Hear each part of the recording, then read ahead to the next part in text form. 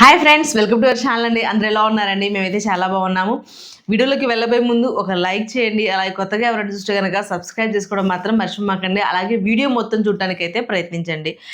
అది మా ఎలా ఉందంటే 12 తర్వాత వీడియో మొత్తం చూసి ఎపిసోడ్ అంతా చూసి వీడియో చేసి అంతా అక్కడ దాకా బాగానే ఉంది, కానీ తెల్లారు లేచిన వ్యూస్ చూసుకుంటే నిద్ర కాదు కదా, ఇంకేం పట్టట్లేదు అనమాట. అంత నిద్ర లేకపోయినా కూడా నిద్ర పట్టట్లా. సో జోక్సే పాటండి, ఏం లేదు. మీకు నోటిఫికేషన్ రాకపోతే కనుక ప్లీజ్ నోటిఫికేషన్ బటన్ అది ఆన్ చేసుకొని, చాలా మందికి నోటిఫికేషన్ రావట్లేదు. ఓకే, స్టార్ట్ చేద్దాం. ఇవాళ వీళ్ళంతా ఎవర్రా వీళ్ళంతా అని ఒక డైలాగ్ ఏదో ఉంటది. ఏంటది డైలాగ్? అది ఎవడ్రా మీరంతా అని చెప్పేసి కార్తిక్ సినిమాలో ఉంటది అనమాట. ఎవర్రా మీరంతా నిజంగా వైల్డ్ గా ఉన్నారు. అంటే ఇక్కడ ఏదో ఇంతకుముందు సీజన్ చూసి వీళ్ళంతే అంటారులే, చెయ్యర్లే లాస్ట్ లో అని ఒకటి. ఇంకోటి ఏంటంటే తాడో పెడో తేల్చుకోవాలి, ఇది ఇప్పుడు కాకపోతే ఇంకెప్పుడు మళ్ళీ పుడతామా ఏంటి, మళ్ళీ పుడతామా ఆ రేంజ్ లో తెగించే వచ్చారు. కానీ హైలైట్ నాకు నచ్చింది, నేను ఫస్ట్లో అయితే అది పెద్ద సీరియస్గా తీసుకోలేదు, కానీ ఆ అమ్మాయి బ్రేకప్దా అది నేను పెద్దగా ఏమో స్క్రిప్టెడ్గా ఉంటుందేమోలే, లేకపోతే ఆల్రెడీగా తెలిసి ఉండొచ్చు కదా, పెద్ద సీరియస్గా అనుకోలే నేను. అది ఏందో వచ్చేవరకు సీరియస్గా అనిపించిన తర్వాత అమ్మాయి చేయటం అంటే ఆల్రెడీగా తను వద్దనుకున్నది. ఆల్మోస్ట్ వాళ్ళిద్దరికి బ్రేకప్ ఇచ్చేసేసి ఆల్మోస్ట్ లైఫ్ నుంచి దూరంగా రావటం, ఇంకా అసలు కాలే చేయకూడదు, ఆ మెమరీస్ ఉండకూడదు అనుకున్న అమ్మాయికి డేర్ చేసి ఆ అమ్మాయి కాల్ చేయటం, ఆ కాల్ మాట్లాడటం. గొప్ప విషయం ఏంటంటే మొదటి ఇద్దరు ట్రై చేస్తారు, వాళ్ళు కాల్ లిఫ్ట్ చేయరు.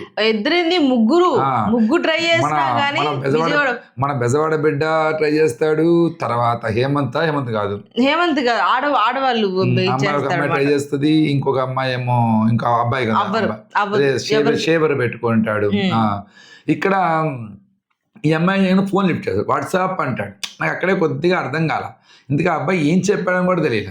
మొత్తం వింటాడు శుభ్రంగా. ఈ అమ్మాయి కూడా భలే ఎమోషనల్ గా చెప్పింది. అంటే అబ్బాయి ఇప్పుడు నువ్వు ఎందుకు అంటే ఏం మాట్లాడడం ఏంటి అని అంటే, నాకేమో ఇలా సడన్ గా ఫోన్ చేసి ఇలా అంటే నేను ఏం మాట్లాడాలి, ఫస్ట్ ఇవన్నీ మాట్లాడకుండానే అమ్మాయి మాట్లాడిన తర్వాత నువ్వు ఎక్కడున్నావు, ఇప్పుడు ఎక్కడున్నావు అని అంటారు. ముంబైలోనే ఎక్కడ, ఇంట్లోనా బయట ఉన్నావా? ఇంట్లోనే ఉన్నాను. ఓకే అని నాకు అక్కడ నచ్చింది. అంటే ద వే హీ ఆస్క్డ్ అన్నది నాకు బాగా నచ్చింది. అంటే ఈ అమ్మాయి చెప్పడము ఓకే, తను ఒక నిర్ణయాన్ని అప్పటికప్పుడుగా గేమ్ కోసం, ఎందుకంటే ఆ గేమ్ ఇంపార్టెంటా తను ఇంపార్టెంటా అన్న ఒక సంఘర్షణ ఏదైతే ఉందో రెండిటికి ఉపయోగపడింది ఇది.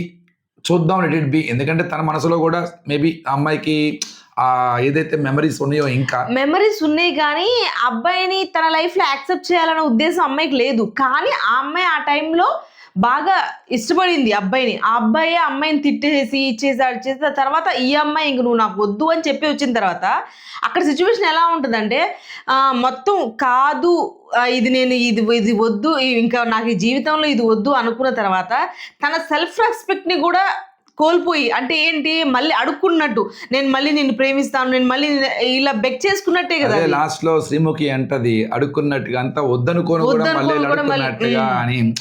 సరే అది ఓకే. అది అనుకునేది ఏంటంటే మ్యారీడ్ ఏం కాదు, ఇంకొక రిలేషన్షిప్లోకి ఏం వెళ్ళలేదు. ప్లస్ ఏంటంటే లైఫ్స్ అనేవి ఇంకా ఇదవ్వలేదు, ఆ లైఫ్స్ అనేవి ఇంకా ఇందులోనే ఉన్నాయి, ట్రావెల్లోనే ఉన్నాయి అవి. కాబట్టి పెద్ద ఇంకా అవకాశం ఉంది. ఇంకో రకంగా చెప్పాలంటే ఒక మంచి ఇనిషియేట్ స్టెప్ తీసుకుంది. మేబీ ఆ అబ్బాయికి ఇదంతా చూస్తాడు కాబట్టి so he will take one more action అనమాట. బట్ నాకు అతనిలో కూడా ఒక పాజిటివ్ నచ్చింది నాకు. ఎందుకంటే ద వే ఈ ఆస్క్డ్, ఎక్కడున్నావు నువ్వు, బాంబేలో ఉన్నావా, ఇంట్లో ఉన్నావా, బయట ఉన్నావా అంటే అమ్మాయి అలా సడన్ గా అడిగేటప్పటికి ఇదేంటి, ఏం జరుగుతుంది అన్న దగ్గర అబ్బాయి ఎంక్వైరీ అన్నది ఒక సేఫ్ జోన్ గా అడగటం అనిపించింది నాకైతే. ఇంకో విషయం తెలుసా, అది ఇప్పుడు అలా బ్రేకప్ అంటే ఇంకా విడిపోయారు కదా, ఇప్పుడు మాట్లాడేటప్పుడు ఎలా మాట్లాడతారు, నువ్వెందుకు నా ఫోన్ చేసావు, ఏంటి నువ్వు, అవి ఏమి ఉండవు తెలుసా. జనరల్ గా అందరూ అనుకుంటారు అట్లా, మెచ్యూర్డ్ హ్యూమన్ బీయింగ్స్ అందరూ ఎప్పుడు కూడా ట్రాక్ లో ఉంది లైఫ్, అంతే తప్ప లైఫ్ అన్నది ఇంకో టర్న్ తీసుకోలేదు వాళ్ళకేమి. ప్రస్తుతానికి వాళ్ళిద్దరూ కూడా ఒక సింగిల్ జర్నీస్ లో ఉన్నారు కాబట్టి పెద్ద ఇబ్బంది ఏమి ఉండదు వాటి వల్ల. ఇంకోటి ఏంటంటే ఒక మెచ్యూర్డ్ హ్యూమన్ బీయింగ్స్ అనమాట. First of all relationship, love, friendship పక్కన పెడితే వీఆర్ ద హ్యూమన్ బీయింగ్స్ అనేది గుర్తుపెట్టుకోవాలి ఫస్ట్. అందుకనే అతను అడిగిన విధానం నాకు అదే నచ్చింది. ఇప్పుడు ఆ అమ్మాయి చేసింది ఎందుకు చేసింది అనవసరం. ఆ అమ్మాయి చేసిన ఒక ఏదైతే తను చెప్తుందో వెంటనే తన సైకలాజికల్ యొక్క దీని స్టేటస్ని ట్రై చేశాడు అబ్బాయి. ఏమని, ఎక్కడున్నావు నువ్వు, అసలు బయట ఉన్నావా, ఇంట్లో ఉన్నావా అంటే ఒక సెక్యూరిటీ జోన్లో అడిగాడే తప్ప అదేదో ఎంక్వైరీ మోడ్లో కాదు. అంటే ఇది ఎందుకు చేస్తుంది నాకు అనేది ఓకే, అది మైండ్లో ఉంది, కానీ అసలు ఏంటి అమ్మాయి మెంటల్ స్టెబిలిటీ ఎలా ఉంది అన్నది అక్కడ తను కన్ఫ్యూజ్ అయి ఉండొచ్చు మేబీ. ఇప్పుడు ఇవన్నీ check, but anyhow that is a కొంత శ్రీముఖి బాగా ఎమోషనల్ అనిపిస్తుంది. శ్రీముఖి కాదు, ఇదంతా అయిపోయిన తర్వాత అమ్మాయి బాధపడిద్ది చూసారా, అప్పుడు బాధ కలిగిద్ది. స్టార్టింగ్ లో ఏం మామూలుగా అడిగేస్తుందిలే మామూలుగా అని అనిపించింది, కానీ అమ్మాయి ఏడుస్తుంది చూసారా, అబ్బాయితో మాట్లాడేటప్పుడే ఏడుస్తుంది. అంటే అబ్బాయి లాస్ట్ లో అనిద్ది, నేను బాగా ప్రేమించాను తను అన్నాడు అని చెప్పేసి కొద్దిగా ఇబ్బంది పడి ఇది అయ్యేది అనమాట. తర్వాత వీటన్నిటిలో కూడా అసలు అది భయంకరమైనది ఏంటంటే చెత్త. అసలు దాంట్లో నుంచి వచ్చే స్మెల్ ఉంటుంది, అది కేవలం లేడీస్కి వంటగదిలో ఉన్న వాళ్ళకి మాత్రమే తెలిసిన విషయం ఏంటి అని అంటే ఆ స్మెల్. ఒక టైంలో అది మనం మామూలుగా ఎక్కువగా ఇచ్చేయం, కానీ అసలు 7 days అది ఇచ్చేసిందంట. అంతసేపు ఆ ముక్కున్నది బేర్ చేసి దాంట్లో ఉండి మళ్ళీ దాంట్లో కింద మళ్ళీ ఇంకో టాస్క్ వేసి ఇద్దరు బాగా చేశారు నాకు తెలిసి, ఇద్దరు బాగా. కానీ మా అబ్బాయి హడావుడి అబ్బాయి టక్కన కిందకు వచ్చేసాడు, కానీ కిందకి రావడం వల్ల మళ్ళీ చెత్త మళ్ళీ వచ్చి మళ్ళీ పైకి వెళ్ళడం. టాస్క్ లో కొన్ని లూప్ హోల్స్ కనపడ్డాయి. ఒకటి అదే లూప్ హోల్స్ అంటే లోపాలు. అది దాన్ని ఉడకబెట్టిన దాంట్లో కాగితం పెట్టారు, అది మెత్తగా అయిపోద్ది, ఆ కాగితం దొరకదు. ఎందుకంటే అదేమన్నా ఐరన్ పీస్ లాంటిది తగిలేది. ఇదేంటంటే మెత్తగా ఉండే దాంట్లో కాగితం మెత్తగా ఉంటుంది, అది మనకి చేతి తగలదు. అది అందులో హడావుల్లో ఉంటారు, కింద పడిపోతుంది. వాళ్ళు ఏమన్నా ఇలా బయట చూడాలన్నారు. ఆ విషయం తర్వాత అర్థమయ్యి పర్లేదు మీరు కిందకు వచ్చి చూసుకోవచ్చు అని, అక్కడ అయిపోతే మళ్ళీ వచ్చి చూసుకోండి అని ఇంకా కొన్ని ఇవ్వడం జరిగింది. ఏదైనా అమ్మాయి పేరేంటి, శాలిని. ఆ శాలిని ఈజ్ కాన్ఫిడెన్స్ బాగుంది, కూల్గా చేసింది, టెన్షన్ పడలేదు, హడావుడి పడలేదు. రైట్ ఫ్రమ్ స్టార్టింగ్ నుంచి ఎండ్ దాకా she maintain one level attitude maintain చేసింది, బాగుంది. కానీ ఇప్పుడు ఎలా ఉందంటే వీళ్ళందరూ ముందుకు వస్తున్నారు కదా, నేను అన్నీ చేస్తాను, అన్నిటికీ ముందుకు వస్తున్నారు కదా.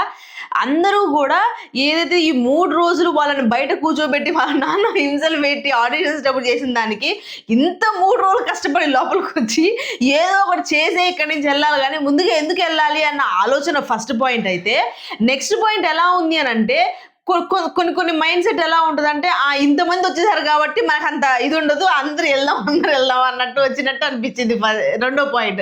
అలా రెండు డిఫరెన్స్ ఉన్నాయి. కానీ చాలా మంది కూడా చాలా స్ట్రాంగ్గా నేను చెయ్యాలి అని భయపడుతున్నారు, లోపల భయంగానే ఉంది, కానీ ఎలాగైనా చెయ్యాలి, ఇది కాకపోతే నెక్స్ట్ అవకాశం వస్తుందో రాదో, మళ్ళీ అక్కడ కూర్చునే అవకాశం ఇస్తుందో లేదో అని చెప్పేసి అన్న భయంతోనే చాలా మంది మొత్తం అందరూ ముందుకు వచ్చేసారు. మనిషిని నడిపించేది ఎందుకు తెలుసా, మనిషికి నేర్పించేదని తెలుసా, అవసరం. మనిషిని భయపెట్టేది అదే, మనిషికి నేర్పించేది అదే. అవసరం ఏదైనా చేస్తుంది, మనలో నుంచి మనల్ని బయటకు తీసుకొస్తుంది. అక్కడ తాడో పెడో తేల్చుకోవాలని ఉంటుంది. అసలు అది ఆ లైఫ్కి ఒక టర్నింగ్ పాయింట్ లాగా అలాగా ఆ టైంలో ఫీల్ అవుతారు. ఇంకా తప్పేం లేదు అక్కడ. తర్వాత టాటూ, నిజంగా ఆ టాటూ అయితే నేను వేయరనుకున్నా, ఖచ్చితంగా వేయరనుకున్నా. నేనే కాదు, చూస్తున్న ఆడియన్సే కాదు, అక్కడున్న కంటెస్టెంట్స్ కూడా ఈ టాటూ వెయ్యరు. ఎందుకనంటే లాస్ట్ టైము అమ్మాయి శ్రీజ, అమ్మాయికి ఇక్కడ వేసుకోమని చెప్తారనమాట, ఐఆమ్ ఫూలో ఏదో రాసుకోమంటారు. ఆ అమ్మాయి రెడీ అయిపోయింది, రెడీ అయ్యి వచ్చి కూర్చుంటుంది. అక్కడ కాదు, నీ ఇక్కడ బిగ్ బాస్ వేస్తున్నారు, ఆ అమ్మాయి ఫుల్ హ్యాపీ. ఈ టైంలో కూడా ఇప్పుడు కూడా వీళ్ళందరూ ఇదే ఊహించుకున్నారు, ఇదే జరిగిద్దని అనుకున్నారు, వీళ్ళు వెయ్యరని. కానీ అలా ఎలా వేసేస్తారండి, అది నాకు తెలిసి పర్మనెంట్ కాదేమో, అది పర్మనెంట్ టాటూ కాదేమో అయి ఉండొచ్చు కాదు. తూనా బతుకు అంటే పెద్ద ఏం కాదు. ఈ రోజు నాకు తెలిసి భూమి మీద ఎన్ని కోట్ల మంది జనాభా ఉన్నారో లైఫ్లో ఎన్నోసార్లు అనుకొని ఉంటారు. అట్లా అనుకోని ఉంటాం, అలా అని జీవితాంతం చేతి మీద రాసుకోవాలని అనుకోరు కదా. అది ఓకే, ఒప్పుకుంటాను, కానీ we're doing for a good, మన కోసం మనం చేస్తున్నాం అది. కాబట్టి ఎవడో అనుకుంటాడనో ఎవడో చూస్తాడనో అక్కడ ఆగిపోతే జీవితం, ఆ క్షణం ఆగిపోతే అక్కడ నుంచి బయటకు వచ్చిన తర్వాత అదే మాట జీవితాంతం అనుకుంటాడు. ఏది అలా చేస్తుంటే బాగుండేది, నా బతుకు చూస్తుంటే బాగుండేది. చేస్తుంటే కానీ అబ్బాయి కూడా ఎలా అంటే ఇది చెయ్యరు అని ఆలోచన ఉన్నా కానీ అబ్బాయి గవర్నమెంట్ జాబ్ కోసం ట్రై చేస్తున్నాడ. ఇలా ఇది వేయించుకుంటే నాకు ట్రై అంటే గవర్నమెంట్ జాబ్స్ ఇలా టాటూ వేసుకుంటే తీసుకోరు అనుకుంటా, నాకు తెలీదు. అయితే తీసుకోరు అన్న ఆలోచనతో అబ్బాయి నేను ఏదైనా సరే దిగాను చేసేయాలి, అది తర్వాత వచ్చిన తర్వాత అది కూడా లక్కులో వచ్చినట్టు ఉంటది కదా, జారిపోతే లాక్కొస్తాడు అనమాట. అబ్బాయి పొడుగు అబ్బాయి ఉన్నారు, ఆ అబ్బాయికి వస్తుంది, అక్కడి నుంచి ఆ అబ్బాయి దగ్గర లాక్కొస్తారు.